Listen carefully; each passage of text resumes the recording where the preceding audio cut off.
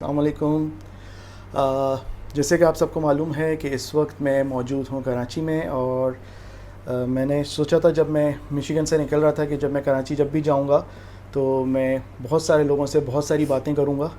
तो अनस्क्रिप्टेड के फर्स्ट सिलसिले में मैं इस वक्त मौजूद हूँ ज़हीर आलम कुदवाई साहब के साथ। और सबसे पहले sir thank you so much, आपने टाइम दिया। ज़हीर साहब की जो लाइफ है वो बहुत डिफरेंट सेगमेंट्स में है। पहले शुरू करते हैं। ज़हीर साहब, पैदाइश कहाँ हुई थी आपकी? अलीगढ़ में। अलीगढ़ हिंदुस्तान में। अच्छा, और मेरे ख्याल में आपकी 1940 में पैदाइश अक्टूबर में। हाँ, अक्टूबर में। और पार्टीशन के दौर में आप 7 साल के थे? हाँ, मैं 7 बरस का था। मेरे वालिद कांग्रेस पार्टी के मेंबर भी थे, वैसे तो आर्म्ड फोर्सेस में थे, डॉक्टर थे। जी जी। और जाहिर है वो पार्टी तो नहीं चाहते होंगे because Congress party didn't believe that India should be split. लेकिन बहरहाल तो वो पंडित नेहरू से और हमारे बीबी के नाना थे डॉक्टर सैयद महमूद, उनके पास गए। उन लोगों ने कहा कि तुम पाकिस्तान चले जाओ, 5-6 महीने ये गड़बड़ रहेगी, फिर तुम वापस आ जाना। हमारी क्लिनिक थी वहाँ पर और उसके ऊपर घर था दिल्ली में। जी जी। वो तो जला दिया, तो हर चीज़ उसमें ख़त्म हो गई। बहरहाल वो हम लोग वापस पाकिस्तान आ गए पानी के जहाज़ से। और वो एक चीज़ थी कि पानी के जहाज़ में मेरे वालिद को किसी ने पुकारा होगा कि कोई डॉक्टर्स यहाँ हैं। तो वो मेरे वालिद गए वहाँ पे, एक पैसेंजर वहाँ लेटे हुए थे, बेहज़ाद लखनवी जो कि शायर थे वहाँ। जी जी। तो उनको भी लेके कमरे में आ गए। तो मेरे खाला, अम्मी, अब्बा, मैं और बेहज़ाद खालू और उनके बीवी, हम सब उसी कमरे में रास्ते पर शेर शायरी सुनते। सही। तो बहरहाल तो वहाँ से हम पाकिस्तान आ गए, लेकिन फिर वापस जाने का स्कोप नहीं हुआ। तो मैं सोच रहा था कि मैं डॉक्टर बनूंगा, वो भी चाहते थे कि मैं डॉक्टर बनूँ, लेकिन मैंने सोचा कि यार ये डॉक्टरी तो बहुत मुश्किल काम होगा, इसलिए कि 6-7 साल बनेंगे डॉक्टरी करके, कुछ बन के वापस आना यहाँ। तो वालिद उस वक्त तक तो कुछ नहीं कर रहे होंगे। सही। तो मैं उनको तो बताया नहीं, उनसे ये कहा कि हमारे एक दोस्त हैं, उनका जहाज़ है और वो चिटगांव जा रहे हैं, वहाँ पे हमारे कज़न थे। तो मैंने कहा कि मैं उनसे भी मिलाऊंगा, छुट्टियां हैं और चला जाऊंगा। उन्होंने कहा ठीक है चले जाओ। तो मैं यूँ करके जहाज़ पे नौकरी कर ली। पूछूं कि ज़हीर आलम कुदवाई कौन है, मतलब आपका क्या है, आपने ज़िंदगी में क्या देखिए, जी जी। पहला काम तो मुझे ये है कि जिस चीज़ में दिलचस्पी हो उसको ज़रूर करो। सही। तो चाहे जितना मुश्किल हो कुछ हो, अगर आपको दिलचस्पी है तो वो सब आसान हो जाता है। जी ज़रूर। तो मर्चेंट नेवी में तो भाग गया इसी तरह से, वालिद को बताया कि फिर वहाँ से ख़त लिख दिया कि मैं मर्चेंट नेवी में हूँ। उसके बाद 25 साल मर्चेंट नेवी में रहा मैं। अच्छा। और उसमें मेरी वालिद का इंतकाल हो गया बीच में। मेरी वालदा जो थी वो अकेली थी, वो गिर पड़ी कहीं, उनकी बैकबोन टूट गई। तो मैं यहाँ छोड़ के मर्चेंट नेवी यहाँ आ गया कराची जी। और उनके पास रहने लगा। इस पीरियड में जब मैं मर्चेंट नेवी में था तो मुझे पढ़ने लिखने का भी बहुत शौक़ था और साइंस फिक्शन में बड़ा शौक़ था, तो उसमें वो कंप्यूटर्स का बहुत शौक़ था। तो उसको देखते देखते मैंने सैन फ्रांसिस्को में गया, एक दुकान पे लिखा हुआ था बिल्ड योर ओन कंप्यूटर। और ये किस सन की बात है? ये 62 की शायद। अच्छा, उस वक्त भी सैन फ्रांसिस्को में ऐसी शॉप्स थी जहां आप अपना computer build your own computer. Okay. नहीं, but that was a small little computer. Okay. और all it could do was add and subtract. Okay. लेकिन ये कि बिल्डिंग का मतलब ये था कि you understood the basics of computers, क्योंकि अब जितने बड़े कंप्यूटर्स हैं वो उसी से बनते जाते हैं, वो बढ़ते जाते हैं। ओके। तो खैर वो मैंने अपने कज़न से लिया पैसा, तो उनको पैसे दिए, फिर उसने मुझे किसी और जगह से कॉन्ट्रैक्ट दिलवाया, तो मैं उनसे कोर्स करता रहा, तो फाइनली कंप्यूटर भी बन गया अच्छा खासा। उससे मुझे बहुत शौक है। फिर जब मैं मर्चेंट नेवी में था तो हांगकांग में गोकल्स की एक कंपनी थी, वहाँ पर कई सब दोस्त थे वहाँ पे जितने लोग थे, तो उनमें से किसी ने कहा कि भाई वो एक दोस्त छुट्टी पे जा रहे हैं तो तुम 3 महीने के लिए यहाँ आ जाओ। वो वहाँ चला गया, तो वहाँ उसके मैंने में एप्पल के नए कंप्यूटर्स और 2-3 और भी कंप्यूटर्स आए, तो वो लिए। जब वो पढ़ा तो मुझे बहुत पसंद आया कि इसमें तो बहुत सी चीज़ें कर सकते हैं। और फिर BBC ने एक कंप्यूटर निकाला था एकॉर्न का, वो बहुत अच्छा था। तो वो दोनों चीज़ें मैंने ली, और उसके बाद मुझे ख्याल आया कि मर्चेंट नेवी में तो कोई छुट्टी लेके तो उतरेगा नहीं, और ये चीज़ें फैल जाएंगी दुनिया में। तो मैंने अपने उनसे कैप्टन से कहा, जो हेड थे, कि भाई मुझे उस पर कैडेटशिप पे मुझे कंप्यूटर ट्रेनर बना दो। उसने कहा भाई तुम्हारे कप्तान की तनख्वाह मिल रही है, बाहर स्कूल के ट्रेनर की तनख्वाह तो कुछ भी नहीं होती। मैंने कहा उससे कोई फ़र्क नहीं पड़ता, मुझे डाल दो। तो उन्होंने वहाँ भेज दिया, वहाँ सिखाता रहा लोगों को कंप्यूटर्स। फिर जब ये वालदा का हुआ और मैं वापस आ गया यहाँ, अब IBM के जो हेड थे वो मेरा क्लास फेलो थे पुराने स्कूल के ज़माने के। तो मैं उनके पास गया और मैंने कहा कि यार मैं वो कंप्यूटर्स बेचना चाहता हूँ, और ये तुम मुझे कुछ स्कूल के 2-3 नाम बताओ, मैं तुम्हारे नाम से जाऊँ वहाँ पे। तो उन्होंने पूछा कौन से कंप्यूटर तुम बेच रहे हो? मैंने कहा कि ये एप्पल की।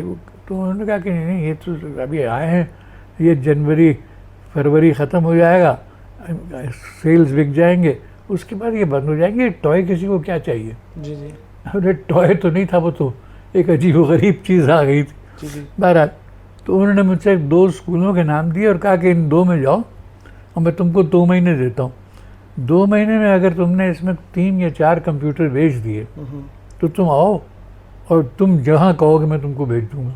सही। मैंने कहा अच्छा। मैं चला गया, फिर मैं सारे स्कूल्स गया, बिकनास ग्रामर स्कूल, मामा पारसी, जितने बड़े बड़े स्कूल थे कराची में, लाहौर में और इस्लामाबाद। और ये किस सन की बात है? ये 1984 की बात। Okay okay. सो 84 की, हाँ 84 की बात। तो 84 में इन सब जगह गया मैं, और वहाँ कंप्यूटर समझाए और टीचर्स को बताया, और ये वो। मैं 3 महीने के बाद वापस आया इसके पास, मैंने रसीदें भी लेके आया। मैंने कहा तुमने कहा था 2 या 3 कंप्यूटर्स बेचे होंगे। 102 computers that I've sold, and we have a small company now। तो उसने फिर बहुत मदद की और कई लोगों से बताया ये वो। खैर, तो वो कंपनी चलती रही। इंटरफेस एक कंपनी थी, वो एक किसी साहब के साथ दोस्ती हुई, उन्होंने फिर उनसे झगड़ा हो गया, अलग हो गए। फिर मैंने सॉल्यूशंस अनलिमिटेड खोली, जो एक प्राइवेट कंपनी थी, और उसमें छोटे बिजनेसेस आते थे लेकिन कोई बड़ा बिजनेस तो नहीं मिलता था।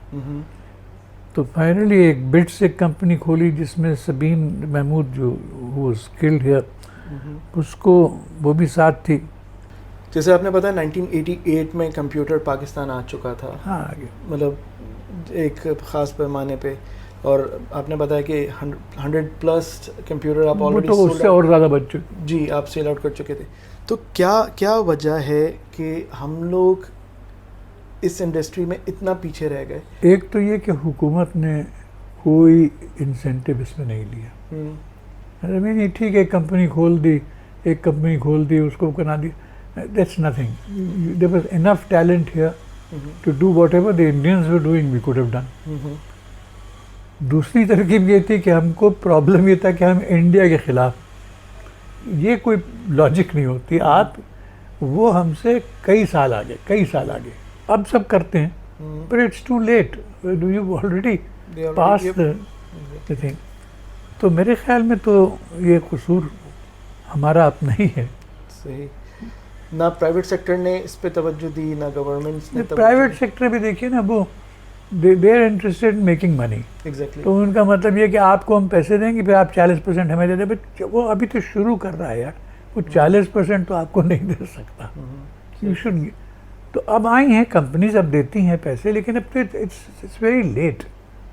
अभी नहीं बढ़ेंगे, इंशाल्लाह और भी बढ़ जाएंगे, लेकिन ये कि अब ये कंपटीशन नहीं है कि आप हिंदुस्तान से बेहतर बने या अमेरिका से बेहतर बने। इंडियन मेरे ख्याल में आईटी के मुतालिक, क्या साइंस के जनरल चीज़ों पे, और अमेरिका में तो आप रहते हैं, आपको देखिए कोई मेजर कंपनी ऐसी नहीं है जिसका हेड इंडियन ना हो। अच्छा, इसकी वजह क्या है? मतलब मतलब मैं 1-2 लोगों से और भी मैंने पूछा, मतलब देखते हैं, आपका गूगल हो गया, आपका कोई भी मतलब यू नेम इट, उनके टॉप मैनेजमेंट में सीईओ नहीं भी होगा तो टॉप मैनेजमेंट में बिल्कुल इंडियंस हैं। बिल्कुल उसकी क्या वजह है? हमारे भी बच्चे वहाँ जाते हैं, जिनसे मैं बच्चियाँ हैं, वहाँ बहुत अच्छा काम कर रहे हैं, लेकिन कॉन्फिडेंट मतलब हम लोग की ग्रूमिंग उस तरह से यहाँ बच्चों की नहीं होती, या उनकी भूख ज़्यादा है बाहर जाके? आपको क्या वजह आपको लगती है? देखिए मुझे तो लगता है खैर इसमें एक दो तीन चीज़ें हो सकती हैं। एक तो ये कि जाहिर है कि इंडो पाकिस्तान का झगड़ा जो है कि बेवकूफ़ी का झगड़ा है, लेकिन चलिए है। और उसमें ज़रूर है कि इंडियंस अगर आते हैं किसी जगह तो वो बहुत से इंडियंस को लेके भी आते हैं। सही कह रहे हैं अपने हमारे यहाँ इसका झगड़ा ये है कि अगर मैं वहाँ पे चीफ आ गया तो मैं पाकिस्तानी नहीं लेके आऊँगा, मैं अमेरिकन इंडियन हर चीज़ ले आऊँगा, पाकिस्तानी नहीं लेके आऊँगा। ये चीज़ नोट की है मैंने। ये बेतहाशा ज़रूरी चीज़ है कि भाई ये नहीं कह रहे हैं कि आप गधे आदमी को रखिए क्योंकि पाकिस्तानी है वो, नहीं, पढ़े लिखे बेतहाशा हैं, लेकिन आप उनको बुलाते नहीं। This happens even in UAE and other places also. दूसरी चीज़ ये है कि I think we have also a little temperament which is very different to the Indian temperament.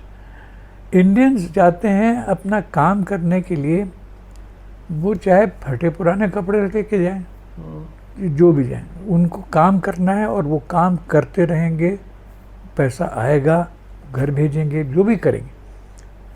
आपका प्रॉब्लम ये है कि आप वहाँ गए, उसने बॉस ने कोई बात की, आपने कहा मैं छोड़ देता हूँ, ये मैं काम नहीं करूँगा, फलाने जगह उससे छोड़ देते। भाई ऐसे नहीं होता काम में कहीं दुनिया में, किसी कंपनी में मर्चेंट हो चाहे कुछ, कहीं भी आप जाए, कभी बॉस से कभी किसी से कोई ना कोई झगड़ा भी हो सकता है, सभी कोई होता है, छोड़ने की जरूरत नहीं। लेकिन आपने छोड़ दिया, दूसरी जगह चले गए। आपको रीज़न लगता है कि हमारी जो मिजाज है, टॉलरेंस नहीं है हमारे मिजाजों में? गायब कैसे हो गई? आप पहले थी? पहले तो थी। यानी मैं सोचता हूँ मेरे वालिद नमाजी परहेजगार 8 वक्त की नमाज़ पढ़ते थे, वो तहज्जुद इशराक चाश्त भी। और उनके एक दोस्त थे, एथियस्ट थे, बेताशा दोस्ती थी, हंसते थे, बैठते थे, बातें करते थे, कोई झगड़ा नहीं था इस पर कि भाई तुम मजहबी में हो, तुम मजहबी क्यों हो, फलाना। वो अपनी जो दिलचस्पियाँ हैं उनकी बातें होती। हमारे एक रिश्ते के मामू थे, वो एथियस्ट थे, उनको हम लोग सब एथियस्ट चचा कहा करते थे, एथियस्ट मामू कहा करते थे। घर में बताया था कि भाई इनको एथियस्ट मामू हम लोग कहते, लेकिन कोई बदतमीजी एक दूसरे के साथ नहीं होती थी। आपको क्या लगता है कि ये चीज़ें सही कैसे होंगी? मतलब कौन सही करेगा, या ऐसी चलती रहेंगी? नहीं देखिए, आपने हिस्ट्री तो पढ़ी है, रोम जो था जी कुछ 700 बरस तक वो रहा, यूरोप इधर उधर सारी जगह। अलेक्जेंडर तो यहाँ तक चले आए, चीन तक। अच्छा, तो ख़त्म हो गए ना। आप किसी से कहिए रोम, तो आप रोम जाइए तो एक आपको मकबरा नज़र आता है, एक पुराना नज़र आता है, ये बहुत अच्छा है, बीच में एक वेटिकन नज़र आ जाता है बहुत बड़ा, बाकी इधर उधर। ग्रीस 300 बरस तक सारे एरिया में फैला रहा, तो वो क्या किया, ख़त्म हो गया। अब आप ग्रीस जाइए, वहाँ रोज़ झगड़े हो रहे हैं, फलाना धमाका, मजहबी भी नॉर्मल भी, हर किस्म की जगह। These countries die, they don't disappear, they become small and smaller and smaller. सही। तो मेरा ये ख्याल है, अफसोस होता है इसका, और खुदा करे कोई तरकीब हो।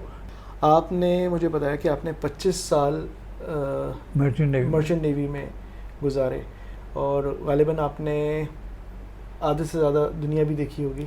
130 कंट्रीज। सो उस वक्त की मर्चेंट नेवीज़ और अब की मर्चेंट नेवीज़, में पाकिस्तानी मर्चेंट नेवी की बात कर रहा हूँ, उसमें क्या फ़र्क है, क्या आपको डिफरेंस लगता है? नहीं, ये देखिए, इसमें कई लोग ये पूछते हैं, और बात यह है कि दुनिया बदल गई जी, तो दुनिया के साथ साथ जो ट्रेड होती है वो भी बदल जाती है जी। तो पुराने ज़माने में जिस तरह के कार्गो शिप्स चलते थे, पुराना करते थे, अब वो कंटेनर्स में जाते हैं, ऑयल जाता है। तो जाहिर है कि जब हम खड़े होते थे एक पोर्ट में जाके, महीना भर खड़े में सूडान में, कार्गो लोड हो रहा है या अनलोड हो रहा है, जो भी हो रहा है। अब वो तो नहीं हो सकता, अब तो टैंकर गए वहाँ पे, उन्होंने 6 दफ़ा उतारा और कहा जाइए। तो जब जाइए का सवाल हो गया तो जाहिर है कि जो पहला जो दोस्ती होती थी हम लोगों की दूसरे मर्चेंट नेवी ऑफिसर्स के क्रू के साथ, या वो अब ख़त्म हो गई ना, इसलिए कि वो वक्त ही नहीं। यहाँ से निकल के फिर वहाँ चले गए, वहाँ से निकल के फिर वहाँ चले गए। तो मर्चेंट नेवी तो शायद ना बदली हो, जितना दुनिया बदली उसके साथ साथ एयरलाइंस भी बदल गई ना। आपके you know Pan Am, all these lovely airlines, KLM, कहाँ पता नहीं है कि नहीं है। KLM तो है अभी, KLM है, आई बिलीव के ख़त्म हो गई है शायद। अच्छा, आपके 25 साल की कैरियर में, मर्चेंट नेवी की कैरियर में, कौन सी ऐसी जगह या कौन सी ऐसी सिटी या पोर्ट आपको जिसने बहुत मुतासिर किया, और आपका हो कि अगर आप कराची को छोड़ के कहीं सेटल्ड होना चाहें तो वो कल्चर और वो जगह आप प्रेफर करेंगे, कोई ऐसी जगह? हाँ बिल्कुल, सबसे पहले तो लंदन। ओके, उसकी वजह? उसकी वजह ये है, देखिए कुछ तो वजह ये है कि जाहिर है कि हम रूल हुए उनसे अरसे तक, सही। तो जाहिर है कि अंग्रेज़ी आ गई, और अंग्रेज़ी आ गई तो उनके साथ शेक्सपियर भी आ गया और वहाँ के हिस्ट्री भी समझ में आ गई। और तो if I go through in London, तो सड़क पे जहाँ तो मुझे मालूम है कि यहाँ फलाना रहता था, यहाँ धमाका रहता था, तो वो तो कुछ एक फेमिलियरिटी है उसकी। मेरी बीवी जो है वो मेरी कज़न है। ओके। हाँ, लेकिन ये लोग हिंदुस्तान में रहे, ओके, हम पाकिस्तान आ गए थे। और वो शादी ऐसे भी कि वो मतलब हम दोनों as we grew up we became close to each other, friends, इनके भाई भी थे ये वो, तो दोस्ती हो गई। तो मैं इनको लेके और मैं जहाज़ पे चला गया, और मैं यही कहता था कि यार ये क्या बात होती है कि आप शादी करके आप बीवी को ला के अपनी अम्मा के पास छोड़ दें और आप चले गए इसी पे। वो अपने घर से भी गई और आपकी अम्मा से उसको दिलचस्पी हो या ना हो, चले मेरे यहाँ होगी, लेकिन ये कोई दिलचस्पी ना हो तो वो बेकार फंसी हुई। तो मैंने कहा मैं उसी वक्त शादी करूँगा जब ले जाऊँगा। सही। तो ले गया, तो she sailed with me for 12 years। Okay. पहले ज़माने में मतलब डिवोर्स और इन चीज़ों का इतना नहीं सुनने में आता था, अब हमारी जनरेशन में ये बहुत ज़्यादा। फिर मैं पूछूंगा कि इसकी एक वजह हो सकती है कि टॉलरेंस, लड़के लड़कियों में उतना टॉलरेंस नहीं है, ये क्या वजह है? आपको क्या लगता है? क्योंकि आपके माशाल्लाह से इतनी लंबी एक नहीं, देखिए उस ज़माने में तो बहुत से लोग, क्योंकि लंबी शादियाँ होती थी जी, और ये दूसरी बात है कि उसमें बदमाशियाँ भी बहुत होती थी उनकी। मर्द काफ़ी बेवकूफ़ है इस मामले में। जी। लेकिन ये बहरहाल डिवोर्सेस का मतलब ये है कि डिवोर्स करके लड़की कहाँ जाए। अगर फर्ज करें मेरे दादा अपनी मेरी दादी को डिवोर्स करते तो वो जाती कहाँ? सही। पहले तो घर से उनको बताया कि तुम गए हो तो वहीं रहोगी, वापस नहीं आना, वापस नहीं कंधों पे ही आना। हाँ सही। तो वापस नहीं आ सकती। अब्बा अम्मा कोई भाई किसी को दिलचस्पी नहीं, तो she has no place to go. Now getting married when they earn, women are beginning to earn in west में तो खैर बहुत ही करते हैं, यहाँ भी शुरू हो गई। when they begin to earn they start now looking for husbands। वो एक लड़का मिल गया उनको, ये लड़की मिल गई उनको, बहुत मोहब्बत हुई, एक दूसरे से शादी कर ली, 4-5 साल तक शादी करके रहे, फिर कहा कि नहीं यार ये पसंद नहीं आई शादी, तो डिवोर्स कर दी। The girl has a place because she has money, the boy has a place because he has money, he marries again, she marries again, तो किसी को प्रॉब्लम नहीं है। मैं एक जगह पढ़ा था कि you are one of the pioneer of e learning in Pakistan, उसके बारे में कुछ हवाले से बताएं। ये पता नहीं पायनियर लोग लगा देते हैं जिसका किसी को क्या मालूम कौन पायनियर होगा। सही। नहीं, ई लर्निंग का तो बहुत शौक़ था मुझे, और मैं समझता था कि इससे बहुत बेहतर हो जाएंगे लोगों की पढ़ाई। अफसोस ये कि 2 चीज़ें इसके ख़िलाफ़ थी। एक तो टीचर्स जो समझती थी कि यार ई लर्निंग का मेरा क्या ताल्लुक़ है, हालांकि उनको सीखना चाहिए था कि कैसे इसको बेहतर बनाया जाए। वो बहुत मुश्किल से आती थी इस चीज़ में, एक बात। दूसरा स्कूल्स अपना बिजनेस चला रहे हैं, तो वो उनको ई लर्निंग से कोई दिलचस्पी नहीं। एग्जैक्टली। तीसरी एक और थी publishing companies, Oxford university press and various others, जिनका वो ऑक्सफोर्ड यूनिवर्सिटी प्रेस की जो हेड थी एक ज़माने में, उन्होंने मुझसे कहा, एक कॉन्फ्रेंस में कुछ हम लोग बातें कर रहे थे, रॉजर शैंक और मैं बैठे बातें कर रहे थे और कुछ ई लर्निंग की बात हो रही थी, तो उन्होंने मुझसे कहा कि ये क्या बेवकूफ़ी की बात है, तो ऑक्सफोर्ड यूनिवर्सिटी प्रेस क्या करेगा? मैंने कहा भाई मेरा कोई मसला तो नहीं है कि आप क्या करेंगी, मैं ई लर्निंग की बात कर। तो people were against this in many ways. सबसे ज़्यादा इसमें ज़ाहिर है school was under pressure, because उनकी अच्छा, तो मतलब आपका आईटी से ही आपका लगाव रहा आखिर तक आईटी से रहा, यानी that was one part of me, जो वर्क पार्ट कहलाए तो जो है वो आईटी था। और उसके अलावा म्यूज़िक का शौक़ था बहुत, किताबें पढ़ने का बहुत शौक़ था, फोटोग्राफी का बहुत शौक़ था। 70s का 80s का कराची और अब के कराची में क्या डिफरेंस है? जब हम लोग रहते थे, गुरुमंदिर एक जगह है जी गुरुमंदिर उसके करीब, वहाँ से क्रिसमस डे पे हम अपने क्रिश्चियन दोस्तों के साथ सेंट पैट्स कैथीड्रल जाया करते। जी रात को जाते थे, 12 बजे ख़त्म होता था वो। वहाँ से बाहर निकले, रास्ते में सड़क पर एक दूसरे को हाथ हाथ हिलाया, चले आए। अब रिक्शा विक्शा भी उस वक्त नहीं मिलता था, तो वहाँ से गुरुमंदिर तक आप पैदल चले आ रहे हैं, रास्ते में कोई मिल गया, हाथ हाथ हिला दिया, चल दिया। किसी ने नहीं सोचा कि मारेगा कोई, कुछ करे, ये तो कभी नहीं हुआ। ये तो बहुत बाद की बातें हैं कि जब ये सब शुरू हुआ, ये 60s की चक्करों में है। लेकिन आपके बकौल उस टाइम मतलब जितने भी लोग पार्टीशन के बाद कराची आए और उन्होंने, जैसे चाहे वो क्रिश्चियन हो, चाहे मुस्लिम्स हो या वो हिंदूज़ हों, तो वो मतलब बहुत ही यूनिफाइंग वे में रहते थे, बहुत करीब तरीके से रहते थे। ये जो कराची पारसी इंस्टीट्यूट है, कराची जिमखाना है, जी ये गोवन एसोसिएशन है, इसमें सभी आते थे हम लोग। All of us used to go there for parties, dances, ये वो, कोई पूछने वाला नहीं। मैं 7-8 साल के बाद आया हूँ, वैसे तो कोई मुझे बहुत बड़ा चेंज नहीं लगा, लेकिन पॉजिटिव वे में भी चेंज नहीं लगा। नेगेटिव चीज़ें मुझे लग रहा है कि 7 साल में चीज़ें वहीं पे ही स्टैंड में, दुनिया काफ़ी आगे निकल गई, लेकिन कराची को किसी ने पूछा नहीं। तो कराची को कोई नहीं पूछता। अच्छा, शुरू से ये हाल है? नहीं, शुरू से तो ये हाल नहीं था ना, शुरू से तो बहुत लोग मिलते जुलते थे। असल में तो डिफरेंस है, कराची पोर्ट होने की वजह से यहाँ पे जॉब्स काफ़ी, जी, पठान भी आए, पंजाब से लोग बहुत आए, सिंध से, इंटीरियर सिंध से लोग बहुत आए, तो पॉपुलेशन तो बढ़ती गई। लेकिन मेरे ख्याल में ये हुआ कि इन पॉपुलेशंस के आपस में झगड़े नहीं थे, ये बाद को शुरू हुए। This is guided to have people fight so that they remain separate, and that separatism is what caused a lot of intolerance as well. और वो झगड़े बाकी काफ़ी तकलीफदेह हो गए।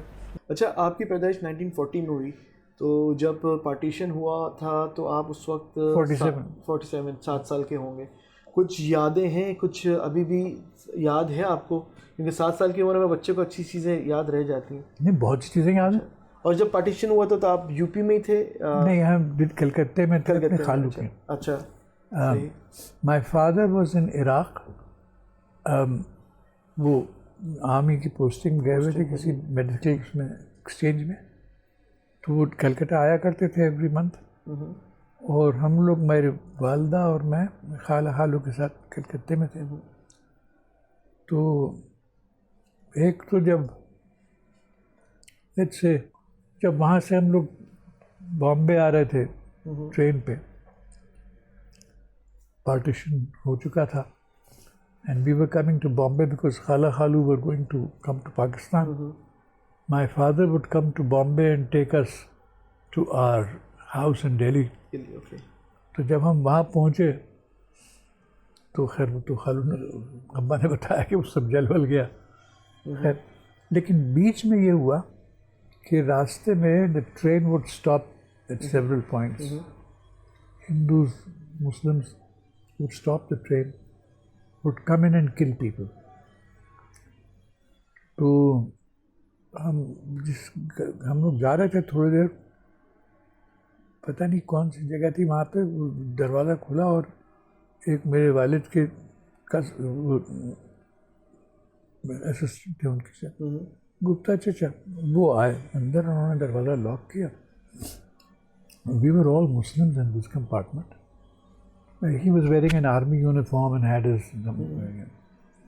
And when people would knock at the door, so he would look out and say कि भाई वो मैं आर्मी का अफसर हूँ, मेरे ख़ानदान साथ जा रहा है, तो वो चले जाते थे। He came with us all the way to Bombay with us. Just to leave you over there. सही सही। And so we saw a lot of things happening there. बीच में और चीज़ें कुछ याद थी, जैसे जब सेकेंड वर्ल्ड वॉर हो रही थी तो हम लोग कुछ, मेरे ख्याल में कोई 3-3.5 बरस का होंगे, हाँ प्रॉब्ली 3.5 बरस। आई रिमेंबर कि कैलकाटा पे बॉम्ब किया जापानीज़ ने, and we were all supposed to go down and hide under tables and everything. तो मुझे थोड़ा सा याद है, और तो कोई ख़ास चीज़ वहाँ की याद नहीं। नहीं ज़हीर साहब, बहुत मज़ा आया आपसे बातें करके, बहुत सारी चीज़ों पे, आईटी पे और आजकल की करंट सिचुएशन पे बातें की। थैंक यू सो मच, आपने इतना टाइम दिया अपना, नहीं टाइम और तो बहुत मज़े की बातें की। Thank you. वेलकम।